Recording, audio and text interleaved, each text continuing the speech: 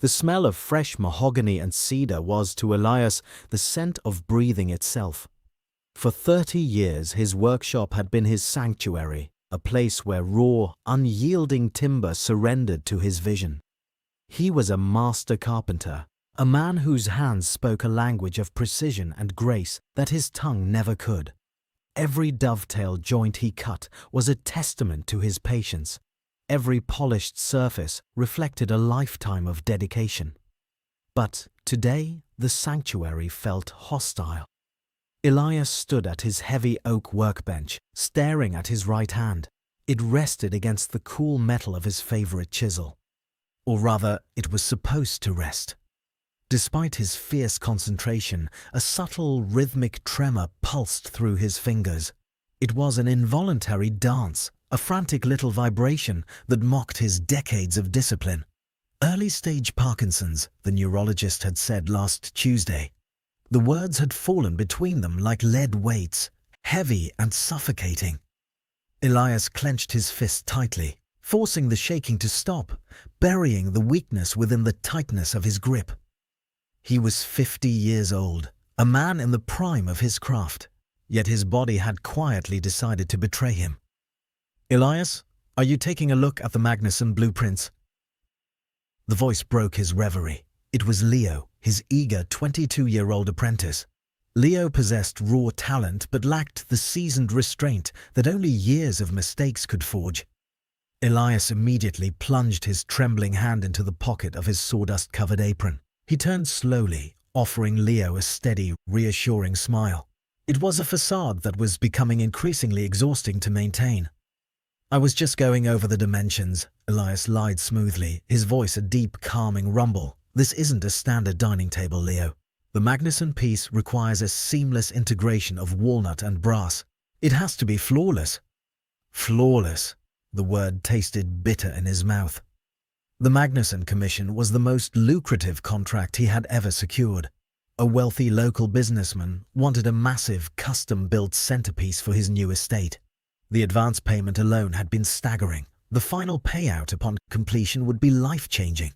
More importantly, it was exactly the amount needed to cover the entirety of his daughter's university tuition. Maya had worked relentlessly to earn her place at a prestigious architecture program in the city. Elias remembered the sheer radiance on her face when the acceptance letter arrived. He also remembered the silent panic that had gripped him when he saw the tuition fees. This table was his solution.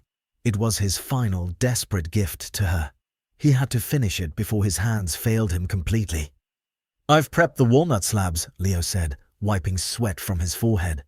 "They are ready for the initial planing whenever you are." "Good," Elias nodded, keeping his right hand firmly buried in his apron. "I'll handle the intricate edge work this afternoon. You start sorting the brass fittings. We need to ensure there are no imperfections." As Leo retreated to the other side of the dusty workshop, Elias let out a long, shuddering breath. He withdrew his hand. The tremor had worsened, aggravated by the sudden spike of adrenaline.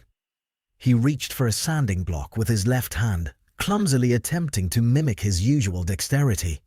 The profound tragedy of his situation washed over him. He wasn't just losing his health, he was losing his identity.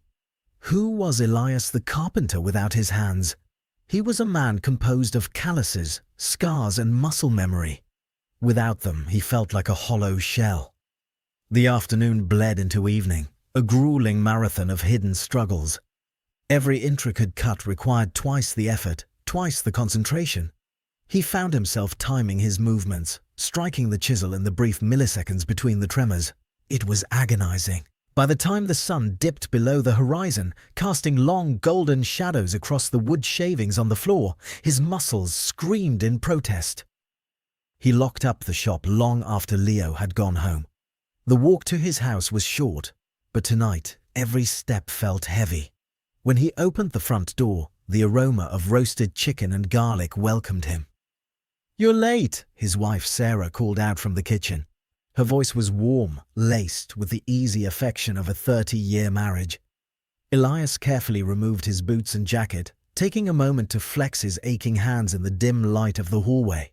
He forced his right hand into a relaxed posture, burying the tremor through sheer force of will before walking into the kitchen.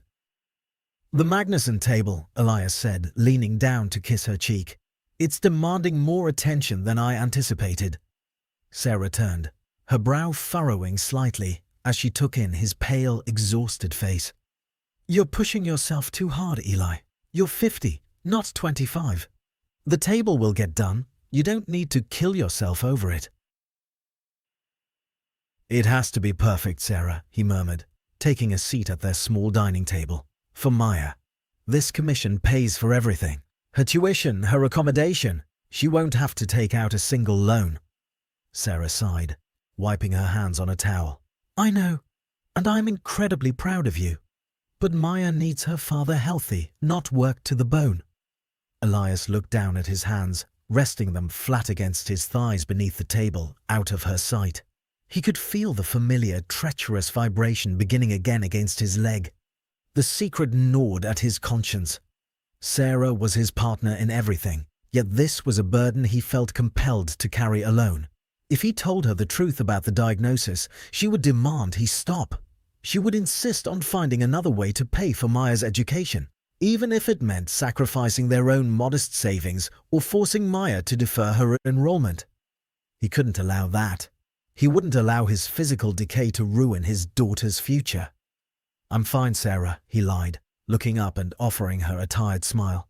"Just a little stiff. A few more weeks and the table will be delivered. Then I'll take a long, well-deserved rest." "A promise?" she asked, raising an eyebrow playfully. "A promise," he replied, the weight of the deception settling heavily in his chest. That night, lying awake next to his sleeping wife, Elias stared at the ceiling. The house was silent, save for the rhythmic ticking of the hallway clock. Time. It was slipping away from him, grain by grain. Tomorrow, the most delicate phase of the Magnuson Commission would begin, the intricate inlay work on the table's surface. It required a surgeon's precision, a steadiness that was rapidly abandoning him. He closed his eyes, visualizing the patterns, the cuts, the exact pressure needed. He prayed to whatever gods oversaw desperate men that his body would grant him just a little more time, just enough to finish the masterpiece that would be his final legacy. The following morning, the air in the workshop was thick with anticipation. The Magnuson table stood in the center of the room, an imposing expanse of rich walnut waiting to be permanently transformed. Today marked the beginning of the brass inlay process. It was a meticulous, unforgiving procedure that demanded an unwavering hand. Elias stared at the delicate, gleaming strips of metal, his stomach churning with apprehension. He took a deep, steadying breath, attempting to center his focus, but the tremor was already present, a persistent, mocking hum beneath his skin. "Leo!" Elias called out, his voice a fraction sharper than he had intended. "I need you to prepare the epoxy resin. Make sure the mixture is absolutely precise. We cannot afford any careless mistakes today." "On it, Elias," Leo replied, immediately sensing the gravity of the moment. He moved with uncharacteristic urgency, carefully measuring the chemical components. Elias picked up his routing tool. It was a heavy, specialized instrument designed to carve the narrow, shallow channels where the brass would ultimately lie. Normally, he would guide the machine with effortless fluidity, relying entirely on muscle memory to maintain a consistent depth and perfectly straight lines. Now, however, he had to grip the ergonomic handles with white-knuckled intensity. He locked his elbows tightly against his ribs to physically stabilize his shaking arm. It was an exhausting, unnatural posture that made his shoulders ache before the blade even touched the timber. He engaged the motor, and the loud, high-pitched whine echoed off the brick walls of the shop. As the spinning blade bit into the wood, Elias held his breath. For the first few inches, the carved line was straight, remarkably true to his vision. But then, without warning, a sudden, violent spasm racked his right hand. The router jerked forcefully, threatening to veer entirely off course and permanently scar the flawless surface. With a desperate, adrenaline-fueled surge of strength, Elias slammed his left hand over his right, forcing the heavy tool back into alignment just in the nick of time. He immediately killed the power. His chest heaved as if he had just sprinted up a steep hill. The silence that instantly followed was deafening. "Are you all right, Elias?" Leo asked, peering cautiously over from his mixing station. "Fine," Elias grunted, wiping a thick bead of sweat from his forehead with the back of his arm. "Just hit a tough knot in the wood." It was a blatant lie, and he knew it. The tremor was rapidly escalating, feeding viciously on his own anxiety and physical fatigue. He came to a devastating realization. He could not complete the intricate inlay alone. The truth struck him with the forceful impact of a physical blow. He had spent his entire adult life relying solely on his own capabilities, taking immense pride in his rugged independence. Now, he had to do the unthinkable. He had to ask for help. "Leo, come here for a moment," Elias said, his voice markedly softer, laced with quiet resignation. The young apprentice hurried over, wiping his sticky hands on a rag. "What do you need? Is the router acting up?" Elias looked at Leo, truly seeing him for the first time in years. He saw the youthful eagerness, the raw, unpolished potential, and the genuine, deep-seated respect in the young man's eyes. Leo was not just a temporary employee. He was the legitimate future of the craft. "I need you to guide the router," Elias instructed, deliberately stepping aside. Leo's eyes widened in sheer disbelief. "Me? But Elias, this is the Magnuson Commission. The inlay is the most critical part of the entire project. I simply don't have the experience to—" "You have the talent," Elias interrupted firmly, placing a steadying, albeit trembling, hand on Leo's shoulder. "And you have me to guide you. I will control the speed and the downward pressure, but I need you to maintain the trajectory. Your hands are steady, Leo. Mine are exhausted today." It was a half-truth, but it was enough to bridge the gap. Leo nodded slowly, grasping the router handles with profound reverence. Elias stood directly behind him, his hands hovering tentatively over Leo's, directing the boy's movements with hushed, urgent instructions. "Slower, maintain the pressure here. Now gently ease off on the curve." For the next 6 hours, they moved as a single, unified entity. It was a grueling, agonizingly slow process. Elias poured every ounce of his accumulated knowledge, every nuanced instinct he possessed, directly into Leo's hands. Elias became the mind, and Leo served as the physical instrument. It was a literal transfer of legacy, a poignant, unspoken passing of the torch. By the time the final piece of brass was meticulously laid into place, sitting perfectly flush with the dark walnut surface, both men were completely drenched in sweat and exhausted beyond measure. Elias stepped back, staring silently at the completed geometric pattern. It was breathtaking. The inlaid brass caught the fading evening sunlight, gleaming with a warm golden radiance against the rich, dark wood. It was undeniably flawless. "We did it," Leo whispered, profound awe evident in his tired voice. "Yes," Elias agreed, a surprising sense of peace finally settling over his weary bones. "We did." The following weeks passed in a relentless blur of sanding, fine polishing, and varnishing. Elias deliberately relegated himself to the role of supervisor, allowing Leo to handle the majority of the demanding physical labor. He watched with quiet pride as his young apprentice blossomed remarkably under the heavy responsibility.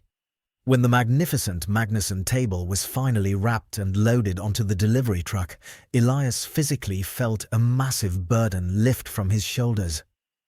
That evening, Elias sat at his own kitchen table, a thick envelope containing the final life-changing payment resting squarely before him. Maya's educational future was entirely secure. She would graduate debt-free.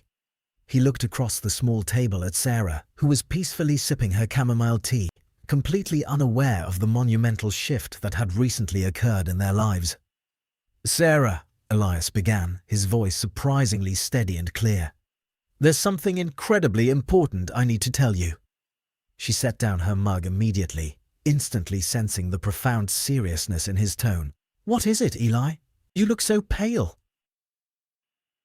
Elias took a deep, courageous breath, allowing the heavy walls he had built around his secret to finally crumble into dust. I went to the neurologist last week, the tremor in my right hand. It isn't just fatigue, it's early-stage Parkinson's.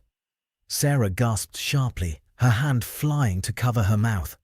Tears immediately welled in her kind eyes, but to Elias's profound surprise, there was absolutely no pity in her gaze, only a fierce, unwavering and fierce love. "Oh, Eli," she whispered softly, reaching quickly across the table to tightly grasp his shaking hand. "Why on earth didn't you tell me?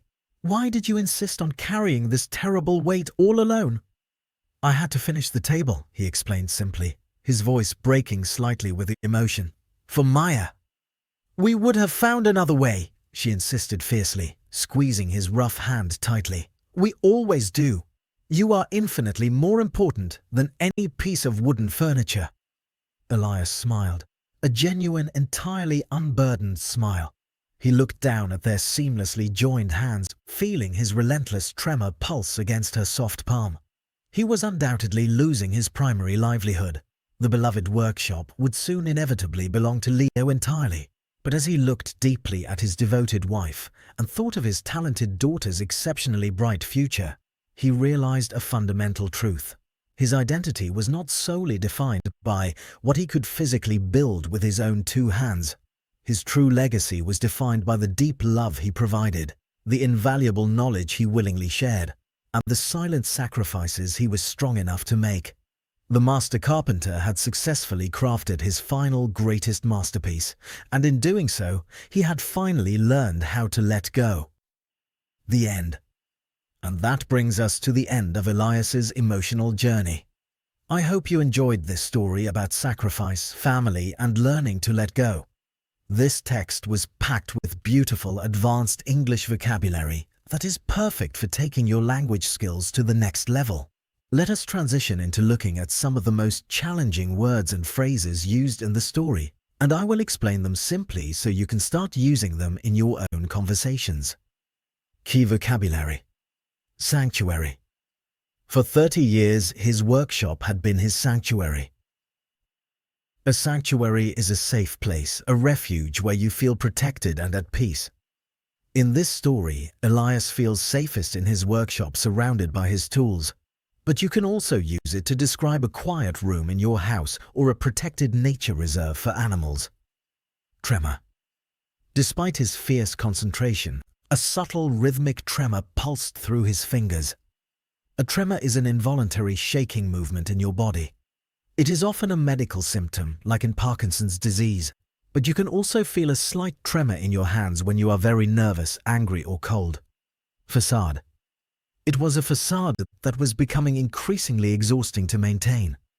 A facade is a false appearance that makes someone or something look more pleasant or stronger than they really are.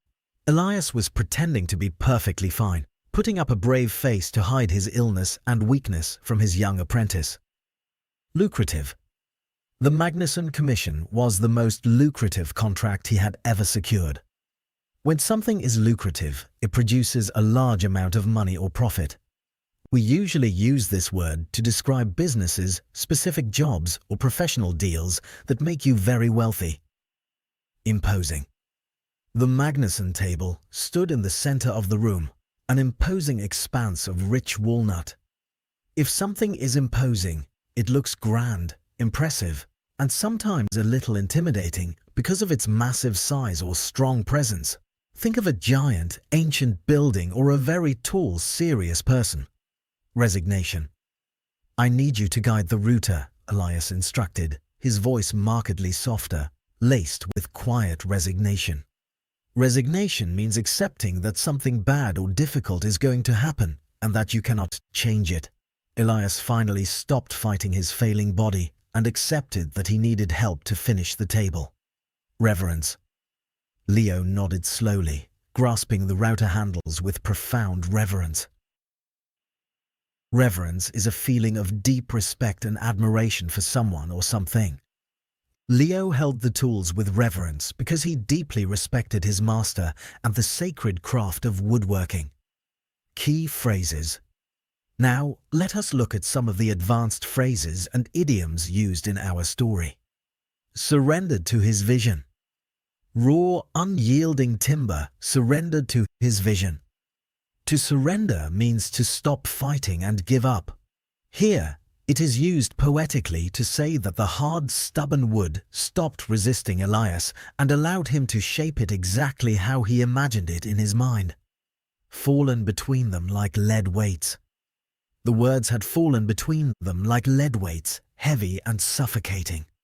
Lead is an incredibly heavy metal.